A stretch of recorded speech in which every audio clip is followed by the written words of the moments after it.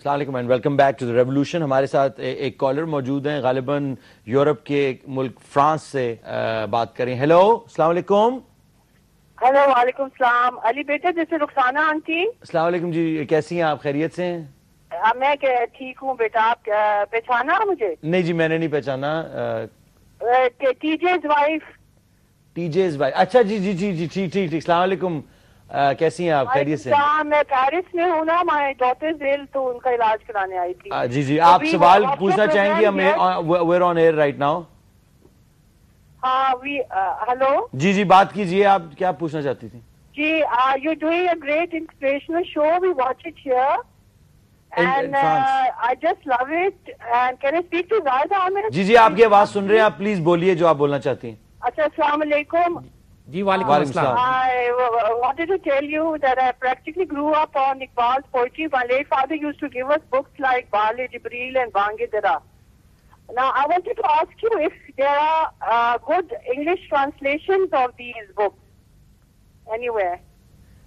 جی بالکل, آپ کے سوال کا جواب زید صاحب بھی دیں گے, بلکہ میں بھی. اقبال اکیڈمی لاہور میں واقع ہے, ان کے پاس بہت سارا مواد ہے, اور انگلش, اردو اور ایون فارسی میں بھی جو کتابیں تھیں اوریجنل, اور اس کے علاوہ بہت سارا اقبال ریلیٹڈ مٹیریل جو ہے آپ کو وہاں سے مل جائے گا. ہمیں انہوں نے بہت دوبارہ شکریہ ادا کرتے ہیں میں اور زید صاحب کہ انہوں نے ہمیں بہت مٹیریل بھیجا ہے وہاں سے, اتنا مٹیریل کہ اس کو شاید 5-10 سال لگ جائے پڑھنے کے لیے.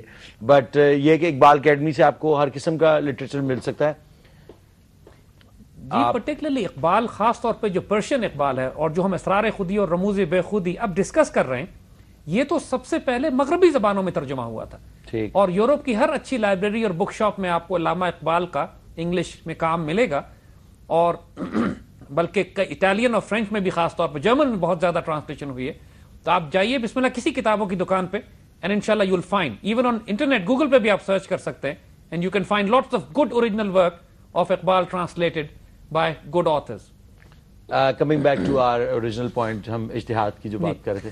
آئیے علی, یہاں پہ ہم رموز بے خودی کچھ الشعر جو علامہ اقبال نے اجتہاد زوال کے دور میں اجتہاد کے حوالے سے کہے ہیں, they are very critical to understand because آج اتنا طوفان برپا ہے ہمارے ہاں. آپ کو یاد ہے امریکہ میں پچھلے دنوں اجتہاد کے نام پر یہ فیصلہ کیا گیا کہ صاحب ایک خاتون جو ہیں وہ جماعت کرائیں گی, اور ایک چرچ میں جماعت کرائی گئی جس میں مردوں اور عورتوں نے ایک ساتھ کھڑے ہو کے نماز پڑھی, اور ایک عورت نے لیڈ کیا اس کو, اور عورت مؤذن تھی, عورتیں ہی اذان دے رہی تھیں.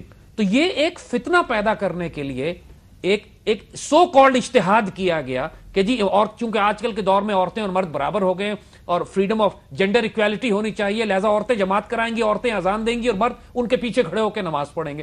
تو یہ فتنہ شروع کرایا انہوں نے امریکہ میں. اس کانسیپٹ کو یہ بلڈ کرنے کی کوشش کر رہے ہیں کہ ماڈرن دور میں اجتہاد کرنا چاہیے ہمیں, کہ عورتیں حجاب ختم کر دیں, حجاب کی ضرورت نہیں ہے, اور ہم اس قسم کا لائف سٹائل ہے تو نمازیں پینٹ کی جا سکتی ہیں.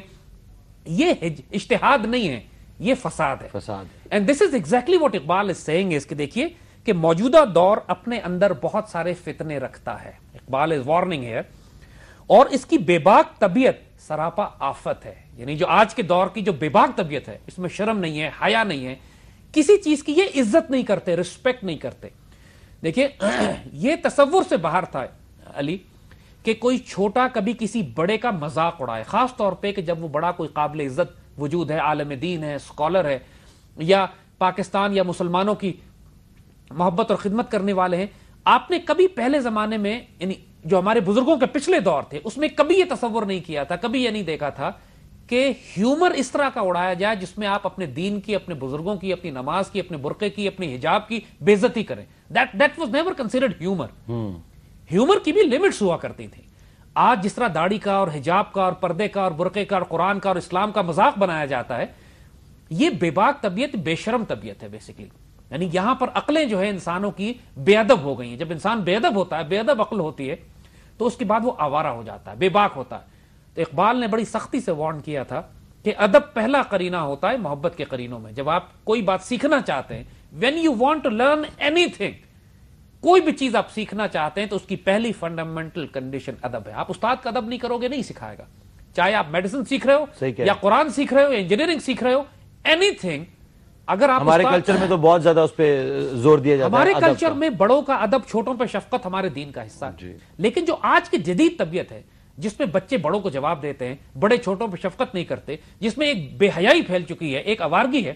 اقبال یہ کہتے ہیں کہ آج کا یہ دور جو ہے بڑے فتنے رکھتا ہے اپنے اندر, اس کی طبیعت بے باک ہے, اس میں شرم نہیں ہے, اس میں حیا نہیں ہے, یہ بالکل بے حیا ہو کے کھل کے ساری باتیں کرتی ہے کہ جو باتیں پردے میں رکھنی چاہیے, وہ باتیں جو انسان اگر بیڈ روم سیکرٹس ہیں ان کو آپ پبلک میں لے آؤ گے تو بے شرمی کی بات کنسیڈر کی جائے گی. جو شرم اور حیا کے معاملات ہیں, جو میاں بیوی کے ریلیشن شپس ہیں, وہ آج کل جس طرح ٹیلی ویژن پہ موویز جس طرح کی بنتی ہیں, ڈرامے جیسے ہوتے ہیں, ڈسکشن جیسے کی جاتی ہیں, یہ سب معاشرے کو بے حیائی کی طرف لے کے جاتی ہیں. اور یہ بھی ایک طرح سے جو نیو ورلڈ آرڈر کے جو زائنسٹ جو ایجنٹ ہیں, ان کا سب سے بڑا ایجنڈا یہی ہے کہ سارے ریلیجن, صرف اسلام ہی نہیں, اس میں کرسچینٹی, جوڈائزم اور فحاشی, اور یعنی کہ اس کے اثر کو کم کیا جائے, چرچ کے اثر کو کم کیا جائے, اس کا طریقہ فحاشی ہے. تو اقبال یہ کہتے ہیں کہ جب معاشرہ بغیرت بے شرم ہونے لگے, معاشرے میں حیا ختم ہونے لگے, ڈگنیٹی اور ویلیوز ختم ہو جائیں, ایسے موقع پر جب زندگی کی ساخت کمزور پڑ جاتی ہے, یعنی اقبال نے اس کو اس طرح ایکسپلین کیا کہ جب زندگی کمزور ہو جاتی ہے, زندگی کے جو مورل گراؤنڈز ہیں وہ کمزور ہو جاتے ہیں,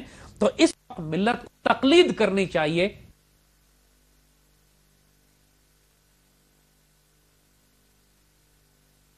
کہ وہ کیا کرتے آئے.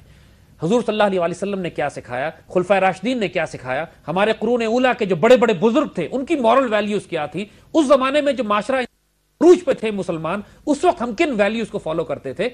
زیادہ عقل لگانے کی ضرورت نہیں ہے, لیٹ جسٹ فالو دیم.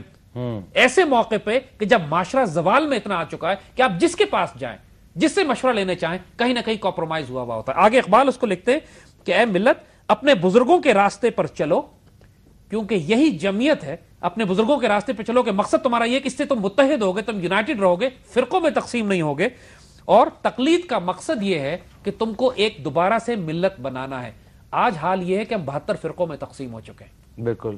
حضور صلی اللہ علیہ وسلم اور خلفاء راشدین میں تو ایک فرقہ نہیں تھا, آج ہم 72 فرقوں میں کیسے تقسیم ہو گئے. اور ہر روز ایک نیا فتنہ کھڑا ہوتا ہے, ہر روز ایک نیا ایشو, ایک نیا پوائنٹ آف ویو. ایک آدمی کھڑا ہو کے اپنا نیا سکول بناتا ہے, نئی جماعت بناتا ہے, نیا جھنڈا نکالتا ہے, نیا فرقہ کریٹ ہو جاتا ہے, اور پچھلے کو کہتا ہے میں نہیں مانتا, اور پچھلے کو کافر کر دیتا ہے. تو اقبال آگے کہتے ہیں کہ دیکھو, بے شک یہ جو خزاں کا موسم تمہیں نظر آتا ہے, تمہیں مایوسی نظر آ رہی ہے, لیکن خزاں میں پھول اور پتے سے محروم, اے ملت بہار کی امید رکھ اور درخت سے تعلق نہ توڑ. یعنی کہتے ہیں کہ اگر کوئی پتا خزاں کے موسم میں اگر درخت سے الگ ہو جائے تو بہار میں بھی پھر وہ پتا سبز نہیں ہو سکتا, کیونکہ وہ اپنے آپ کو درخت سے الگ کر لیتا ہے. درخت سے جڑا رہے گا تو بہار میں سبز ہوگا نا. تو یہی کہتے ہیں کہ دیکھو تمہیں مایوسی نظر آ رہی ہے, فرقے ہیں, پرابلمز ہیں, مختلفوں میں اختلافات ہیں, لیکن تمہاری جو درخت ہے, تمہاری جو اساس ہے, روٹس, قرآن تمہارے ہاتھ, اس سے الگ ہو جاؤ گے تو کچھ نہیں, اس سے الگ ہو جاؤ گے تباہ ہو جاؤ گے. آج کے دور میں لوگ ہم سے سوال کرتے ہیں آپ کا تعلق کس فرقے سے ہے, آپ کس فرقے سے تعلق رکھتے ہیں, شیعہ ہیں, سنی ہیں. ہم ان کو یہی جواب دیتے ہیں کہ ہم کیا حضور صلی اللہ علیہ وسلم اور سیدنا ابوبکر صدیق اور عمر فاروق, سیدنا عثمان اور سیدنا علی, وہ کس فرقے سے تعلق رکھتے تھے. یہ وقت ہے کہ امت اپنے مرکز کی طرف جائے, اپنے اساس کی طرف جائے. ہم اپنے روٹس کو, اپنے تعلق کو حضور سے, خلفائے راشدین سے جوڑیں, پیورسٹ آف دا پیور, پاکیزہ ترین ہستیاں کائنات کی. کیونکہ وہاں پہ جب آپ پہنچتے ہو, جب آپ ان کے پاس پہنچتے ہو, ان کی سنت کو اتباع کرتے ہو, ان کو فالو کرتے ہو, تو پھر آپ امت کو مرکز کی طرف لے کے جاتے ہو, تقسیم کی طرف نہیں لے کے جاتے. اور یہ میں دیکھ رہا ہوں کہ یہ جو ٹرینڈ ہے, یہ بیسیکلی جو ہمارے میڈیا پہ بھی اور اخباروں میں جو ایک کلچر چل پڑا ہے, وہ تقسیم کا کلچر زیادہ ہے, کوئی بھی جوڑنے کا نہیں, جمعیت کی بات نہیں کرتا. اور یہ سب سے, اس شو کے تھرو یہ سب سے بڑی جو چیز سامنے آئی ہے. اور بہت سارے لوگ, میرا ایک کزن بھی ہے, وہ کالج گیا تھا پڑھنے کے لیے امریکہ میں, تو وہاں سے وہ ایک مولانا بن کے آیا, تو ہم سارے خاندان والے ڈر گئے کہ یہ اس کو امریکہ بھیجا پڑھنے کے لیے, اتنے پیسے خرچ کیے. اور جس طرح کی یعنی کہ سوچ ہوتی ہے کہ ہم نے تو سوچا تھا کہ بڑا ہو گیا, اور وہ آیا, اس نے کو 5 سال کے لیے کسی قسم کا میں اس کمپنی میں کام نہیں کروں گا, یہ کافر ہیں, یا ان کی جو ڈیزائنز ہیں وہ غیر اسلامی ہیں.